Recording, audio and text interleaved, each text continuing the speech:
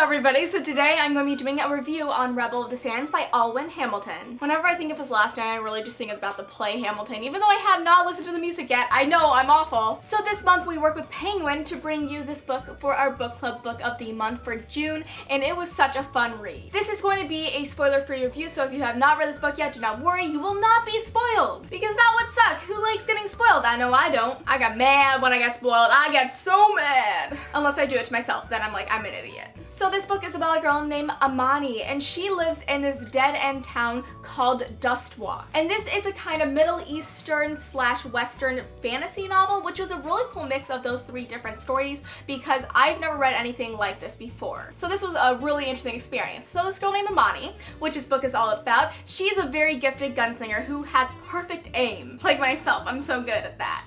Not really, I'm joking, no. And in this town, women are seen as inferior and men marry multiple women, and either you end up wed or dead. So really this life is not what she hopes it would be. But one day she meets a foreigner from another land, and they escaped this town of Dustwalk and go on a journey together where they discover mysterious truths about each other and find out truths about themselves as well. And I just love the storyline of this novel. I thought it was really unique and interesting and engaging, and it was a very quick read. It was only about 300 pages, so I flew right through it, and that was fun. I actually listened to this whole entire book on Audible, so yeah, I listen to a lot of books on Audible, guys. It's amazing. It's how I get so many books read, because you can listen to Audible when you're driving in a car, and that helps me so much. So anywho, this book was really interesting. I really love the characters in this novel, especially Amani. I want to talk about Amani for a second. She was such a cool character because she started off strong, like a very strong, resilient character for the place that she lives in. So usually women are supposed to be inferior and very, like, you know, womanly and very, like, housebound. But she is not like that at all. She sneaks out at night to go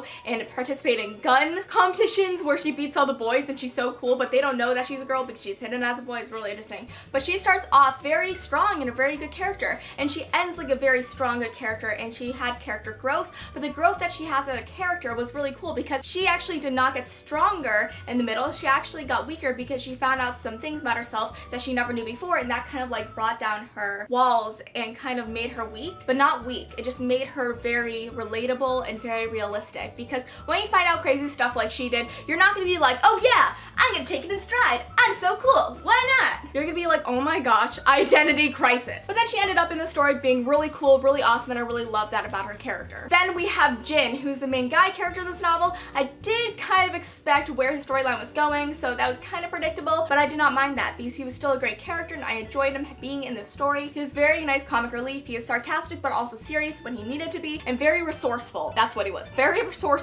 and always finding out how to weasel himself into situations and get out of it kind of unscathed. And also, what I loved about the story is that it had so many elements to it, like Western, Middle Eastern, fantasy, and it also had mystical elements as well. Like it had mystical creatures in it, which really spiced up the story, because I feel like without that, it could have been kind of bland, but not that bland, more like slow. But with the creatures that were in the story, like they had genies, they had these like nightmares that they called it. Not like nightmares in your head necessarily, but like actual creatures that are called nightmares.